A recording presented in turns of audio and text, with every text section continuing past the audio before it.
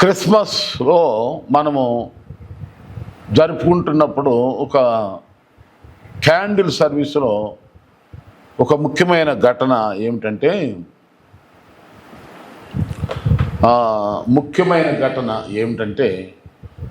Candle సర్వీస్లో రాత్రి అది క్యాండిల్ సర్వీస్ అంటేనే రాత్రిపూట పెడతారు, పగలెవరు చేయరు. క్యాండిల్ వెలిగించేటప్పుడు అక్కడ ఉన్నటువంటి లైట్స్ ఎంత విలువైన లైట్ అయినా అందమైన లైట్ అయినా ఆ లైట్లు ఆపేస్తారు.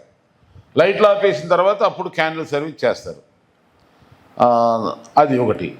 అది ఎందుకు అలా చేస్తారు అంటే చీకటిలో దీపాన్ని వెలిగించుకో అంటే ఆత్మీయ దీపాన్ని, మన రక్షణ దీపాన్ని, మన జీవితాలు మనం మన కన్నేమో మన దేహానికి వెలుగు. అలాగే దావీదుని గురించి ఇశ్రాయేలీయులకు దీపం అనింది ఆయన. దావీదుని గురించి అంటే మనం కూడా లోకానికి, మనుషులకు ఇది ఒక దేవుని ప్రజలకి దీపంలాగా ఉండాలి. లోకంలో మనుషులు కూడా దీపంగానే ఉండాలి, వెలుగుగానే ఉండాలి. మీరు లోకానికి వెలుగై ఉన్నారు. అలాగే మన సంఘంలో కూడా మనం తోటి వాళ్ళకి ఒక దీపంలాగా ఉండాలి. ఎవరన్నా మబ్బులో ఉన్నా, సందేహంలో ఉన్నా, బలహీనులుగా ఉన్నా, నీరసంగా ఉన్నా, నిరుత్సాహంగా ఉన్నా, కృంగిపోయి ఉన్నా, అలాంటి వాళ్ళని మనం ఏం చేయాలంటే ఉత్సాహపరచాలి. అది ఒక గొప్ప వెలుగు. వాళ్ళు అప్పుడు మబ్బులో తేరుకుంటారు, మబ్బులను బయటకు వస్తారు సంఘంలో. అలాగే లోకములోనేమో మనం పరిశుద్ధమైన ప్రవర్తన ద్వారా మన వెలుగు, సత్క్రియల ద్వారా, సత్క్రియలని వెలుగు లోకములో ప్రకాశిస్తే ఆ వెలుగును చూసి అనేకులు యేసయ్య దగ్గరికి వస్తారు. ఇది మన సొంత మాటలు కాదు, యేసయ్య చెప్పింది. వెలుగంటే ఏదో కాదు.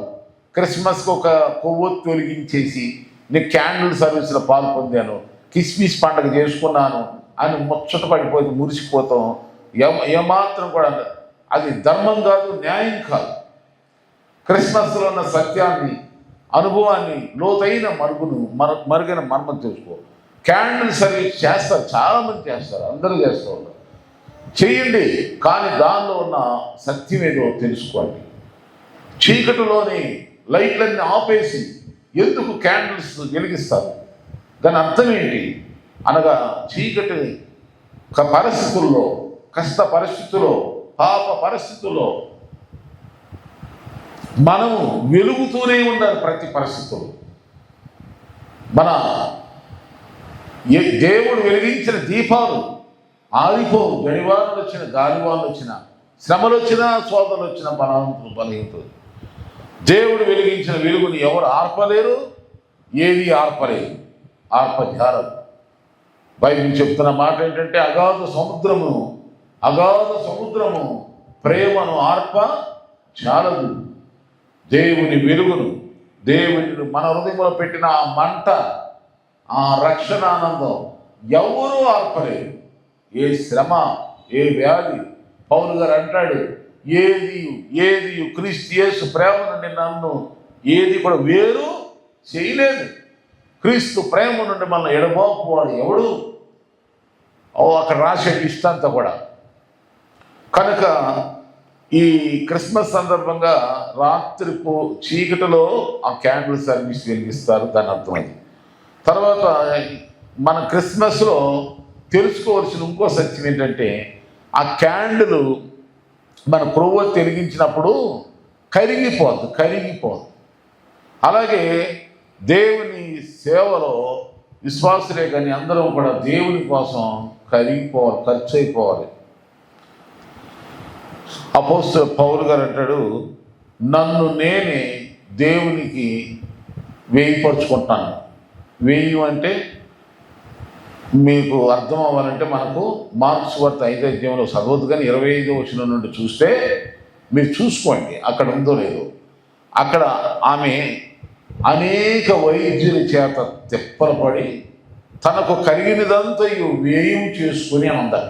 వ్యయం తనకు కలిగినదంతయు ఖర్చు పెట్టేసింది. వ్యయము అంటే ఖర్చు.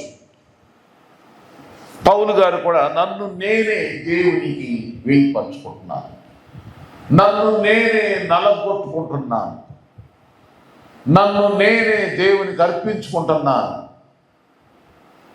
ఏదో శ్రమలు వస్తేనో సైతాను కష్టాలు పెడితేనో కాదు, నన్ను నేనే దేవునికి అర్పించుకుంటున్నాను, సమర్పించుకుంటున్నాను.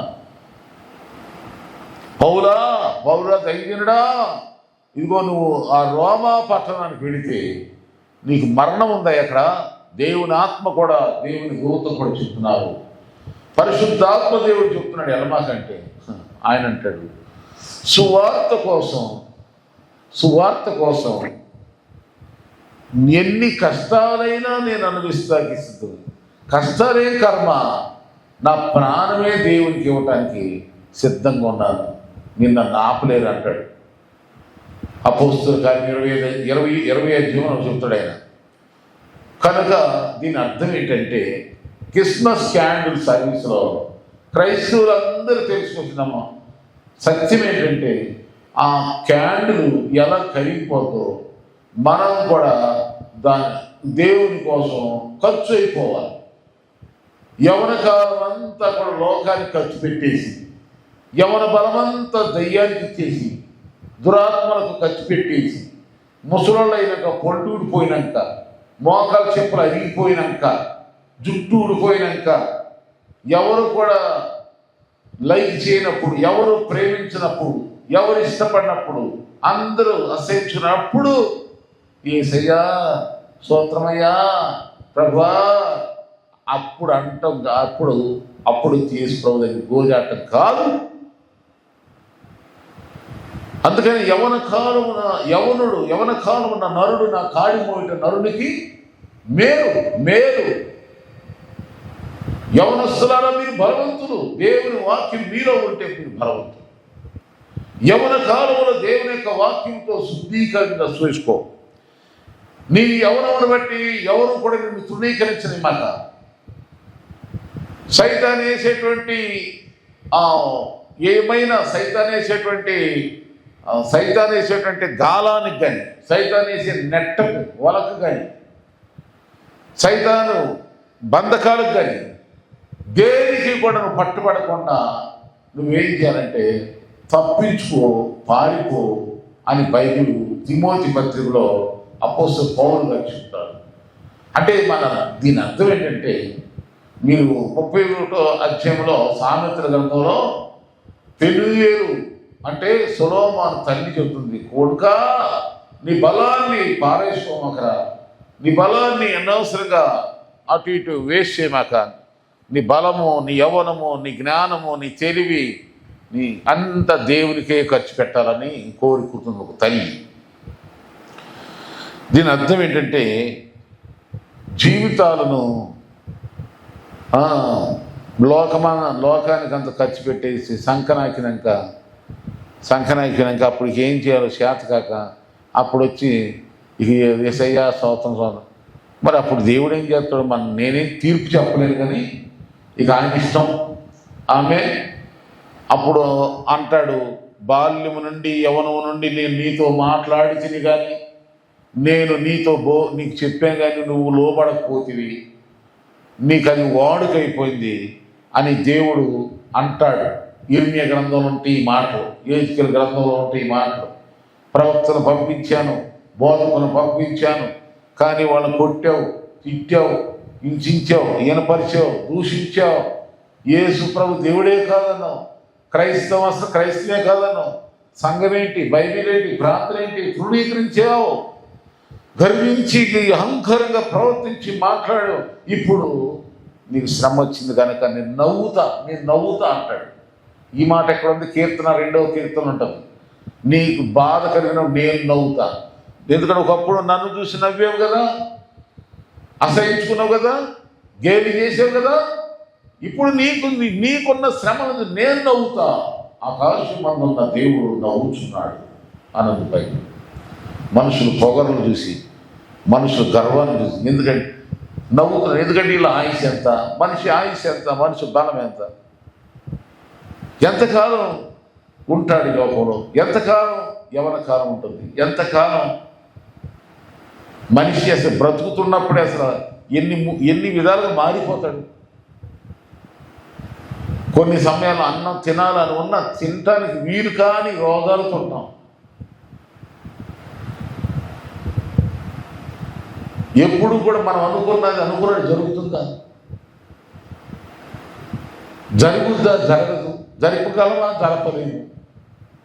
వెళ్ళాలనుంది వెళ్ళలేము, చేయాలన్నది చేయలేము. మరి ఇంత బలహీనమైనటువంటి హీనమైన వారిని మనం ఎంతగా తగ్గించుకొని దేవుడి కోసం ఖర్చు అయిపోతే అప్పుడు దేవుడు తన కోసం త్యాగం చేసిన వాళ్ళని, తన కోసం సమర్పించుకున్న బిడ్డల్ని వారు ఊహించినటువంటి ఉన్నత స్థానంలోకి దేవుడు ఎక్కించి సౌభాగ్యాలతో, సుఖ సంతోషాలతోనూ, సర్వసంపదలతోనూ దేవుడు ఆశీర్వదిస్తాడు. నమ్మండి. అందుకనే చాలామంది తెలియకాలే అప్పుడే యవన కాలంలోనే చర్చికి వెళ్తావా, యవన కాలంలోనే బాప్తిసం పొందుతావా, నీ వయసు చాలా ఉందగా అప్పుడేనా అని తెలియక పాపం అసలు అప్పుడే దేవునికి సమర్పించుకున్నాక అప్పుడే దేవుడు నిన్ను ఇంకా ఉన్నతంగా అప్పుడు ఇంకా దేవుడు ఆశ్రయిస్తాడు, ఇంకా దేవుడు దీవిస్తాడు.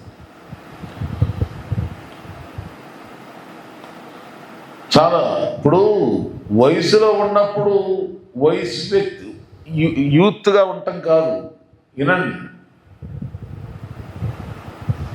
ముసల ప్రాయంలో యూత్గా యవ్వనుడుగా ఉండటమే గొప్ప. అంటే యవ్వన కాలంలో ఉండవలసిన ఆరోగ్యం ముసల ప్రాయంలో ఉండటమే దేవుడు ఇచ్చిన మహాభాగ్యం. మోషేకు దేవుడు అలాగే చేశాడు. తాను చనిపోయే వరకు కూడా తన యవ్వన కాలంలో ఎంత బలం ఉందో తాను చనిపోయడం అదే బలంతో దేవుడు వెళ్ళిపోయాడు. అలాగే యెహోషువ గురించి కూడా ఉన్నది. ఇంకా చాలా మంది భక్తుల గురించి ఎంత బైబిల్ అన్ని రాయాలంటే అసలు పట్టదు కదా, చాలదు. కానీ మనం అర్థం చేసుకోవటం, గ్రహింపగలటకి ప్రాముఖ్యమైన విషయాన్ని దేవుడు 3 సార్లు ఇంకా ఎక్కువ సార్లు రాయించాడు. బైబిల్ చెప్పేది ఏంటంటే ఏదైనా ఒకటి ఇద్దరు ముగ్గురు సాక్షులు నోట పలికింది ఏదైనా నమ్మండి అంది బైబిల్. అలాగే ఒక మాట మనం 3 సార్లు చూస్తూ ఉంటాం అంటే దేవుడు రాయించాడు అది. కనుక నేను ఈ రోజున ఈ సమయంలో మనం తెలుసుకోవాల్సిన సత్యం ఏంటంటే క్రిస్మస్ మంచిదే. క్రిస్మస్ అంటే అర్థం ఏంటో తెలుసు. క్రిస్మస్లో క్యాండిల్ సర్వీస్లో నేను చెప్పిన ఈ 2 విషయాలు ఏమిటంటే చీకటిలో ఎందుకు వెలిగిస్తారు అది చెప్పారు. రెండవదిగా క్యాండిల్ వెలిగినప్పుడు అది ఏమవుతుంది, కరిగిపోద్ది. అలానే క్రైస్తవులు తమకున్న టాలెంట్ని, తమకున్న వయసుని, అందాన్ని, జ్ఞానాన్ని, డబ్బుని ఏమైతే ప్రభు ఇచ్చారో ఇదంతా ఆ ప్రభు ఇచ్చిందని భావించి ఆ ప్రభువుకు ఖర్చు పెట్టండి. జ్ఞానులు ఆయనకి ఇచ్చేశారు, సమర్పించారు. ఎంతోమంది అనేక విధాలుగా వాళ్ళ జీవితాన్ని, వాళ్ళ డబ్బు, బంగారం చూడండి. మనం న్యూస్లో వింటాం కొన్ని లక్షలు ఒక అమ్మాయి మీద ఇష్టపడి, అమ్మాయి అబ్బాయి మీద ఇష్టపడి లక్షలు ఏర్పరచుకుని ఆ వేయపరుచుకున్నది కరెక్ట్గా ఉంటే పర్లా. ఎప్పుడైతే ఆ వ్యయం, ఆ ఖర్చు వాళ్ళకి ఎదురుదాడి, వాళ్ళకి బాధ కలిగించిందో అప్పుడు ఏం చేస్తారు, రోడ్డు మీద ఎక్కుతారు. ఆ విధంగా మన దాకా వార్తలు వస్తాయి, మనం అందరం వింటూ ఉంటాం. దాన్ని బట్టైనా చాలామంది తెలుసుకుంటారని న్యూస్ ఛానళ్ళు అందరికీ కూడా పబ్లిసిటీ చేస్తున్నారు. కనుక మన జీవితం దేవుని కోసం ఖర్చు పెడదాం. సంఘం కొరకు అపోస్తలుడు పౌలు గారు అంటాడండి, ఫిలిప్పీ పత్రికలో ఈ మాటలు చూస్తాం. మీరందరూ కూడా బైబిల్ బాగా ఎదిగిన వాళ్ళు చదువుకోండి. నేను చెప్పే మాటలు అక్కడ ఉంటాయి. యేసుక్రీస్తు అంటాడైనా, యేసుక్రీస్తు సంఘం కొరకు శ్రమలు పొంది తన ప్రాణాన్ని అర్పించాడు. ఇప్పుడు పౌలు గారు అంటాడు, నేను నా వంతు నా వంతు శ్రమలు సంఘం కొరకు అనుభవిస్తా అంటాడు. సంఘం కోసం, మన కుటుంబం కోసం, స్నేహాల కోసం, బంధువుల కోసం, మన కోసం, మన భుక్తి కోసం, జానని పొట్ట కోసం ఎన్నో అనుభవిస్తాం. కానీ ప్రశ్నించుకోండి, క్రిస్మస్ సమయంలో ప్రతి ఒక్కరు యేసై కోసం ఏదన్నా కష్టం, త్యాగం ఉందా? ఆ గొల్లలు జ్ఞానులు వచ్చారు, గొల్లల పాటలు, జ్ఞానుల పాటలు, మరియం పాటలు, యేసు పాటలు, యేసు పాటలు పాడింది పాడరా బాబు అన్నట్టు ఈ పాటలు ఎప్పుడు చూసినా ఏ పాటలు పాడుకుంటా, ఇంకా కొద్ది హుషారు ఎక్కువైపోతే, తిండి ఎక్కువైతే డ్యాన్స్ వేయటం, పిచ్చి డ్యాన్స్. ఆ డ్యాన్స్లకు అర్థం ఉండదు, పర్థం ఉండదు, ఆత్మలో రక్షణ పొందేది ఉండదు. నవ్వుకోవటం, చేయకూడదు అంటే చేయకూడదు. డ్యాన్స్ వేరు, లీపింగ్ అంటే గంతులు వేరు, గంతులు వేరు, డ్యాన్స్ వేరు. డ్యాన్స్ అంటేనేమో అనుకుని ఆ డ్యాన్స్ చేసే విధానం వేరు. ఎప్పుడు వేయాలంటే నిజంగా మనలోనికి ఆ సంతోషం వేయొచ్చు, తప్పని దానికి ముందు ప్రిపరేషన్ అక్కర్లేదు, ఎవరో మెప్పు అవసరం లేదు, ఎవరో మనకు చెప్పలేదు. వాక్యం చదువుతూ ఉండగానైనా, ప్రార్థన చేసుకుంటూ ఉండగానైనా, పాటలు పాడుతుండగానైనా, ప్రభువు చేసిన కార్యం బట్టి ఎగిరి గంతులేసి దేవుని. ఇప్పుడు పుట్టివాడు లేచి గంతులేగా అపోస్తలుల కార్యం 3వ అధ్యాయంలో. కనుక దేవుని బిడ్డకి నేను క్రిస్మస్ సందర్భంగా ఈ క్యాండిల్ సర్వీస్లో చెప్పినటువంటి మొదటి విషయం ఏంటి? క్యాండిల్ చీకట్లు వెలిగిస్తారు, అంటే కష్టాల్లోనే దేవుని కోసం మనం ప్రకాశించాలని. రెండవదిగా కరిగిపోదు క్యాండిల్, మనం కూడా అలాగే మనము ప్రభు కోసం మనం కూడా కరిగిపోదాం, ఖర్చు అవుదాం, దేవుని కోసం త్యాగం చేద్దాం. దేవుని కోసం మనం సమర్పణ, పూర్ణ సమర్పణ, మన వంతు ప్రభు ఇచ్చిన శక్తి ఉన్నంత డబ్బు రూపంలో కానీ సేవాపరంగానైనా ఏ విధంగానైనా దేవుని కోసం మనం వేయపరుచుకుందాం. ఇక మూడవదిగా చూస్తే ఈ వెలుగు, ఈ క్రిస్మస్ క్యాండిల్ మనకు ఏది చూపిస్తుందంటే, ఏమని గుర్తు చేస్తుందంటే, మనం ఏదైనా జార విడుచుకున్నా, పోగొట్టుకున్నా, మనం ముందుగా దాన్ని ఎదగటానికి ఏది గుర్తొస్తుంది మనకి? లైట్, టార్చ్ లైట్ ఉందా అంట. టార్చ్ లైట్ లేదనుకో వెంటనే ఫోన్ లైట్ వేస్తాం. ఈ సెల్ ఫోన్ లైట్ వేసి ఎదుగుతాం, చూస్తాం. దానికంటే ముందు అక్కడ ఏమైనా మనం ఎక్కడైతే పడిపోయింది అనుకుంటున్నామో, ఆ పడిపోయిన చోట ఇంక ముందు తుడుస్తాం, ఊడుస్తాం, క్లీనింగ్. అలాగే ఈ క్యాండిల్ సర్వీసు దేనికి సూచన ఉందంటే, కోల్పోయిన మన ఆత్మీయ జీవితాన్ని తిరిగి సంపాదించుకోమని ఆ వెలుగు, ఆ క్యాండిల్ సర్వీస్ మనకు గుర్తు చేస్తుంది. మనము కనుక ముందుగా చెప్పినట్టుగా దేవుడు వెలుగు అయిన మనం సంఘంలో వెలుగుగా ఉందాం, లోకానికి వెలుగుగా ఉందాం. మన కన్ను అంటే మన శరీరంలో ఉన్న మనకు దేవుడిచ్చిన నేత్రాన్ని వెలుగుమయంగా ఉంచుకుందాం. ఇలాంటి క్రిస్మస్ చేసుకుంటూ వెలుగుమయముగా ప్రతి కుటుంబం, ప్రతి వ్యక్తి ఉండాలని ప్రార్థన చేసుకుంటూ మనం అలా ప్రవర్తిస్తూ దేవుని ఆశీస్సులు పొందుకుందాం. దేవుడి తన కృప అనుగ్రహించును గాక. Happy Christmas, merry Christmas. Praise the lord.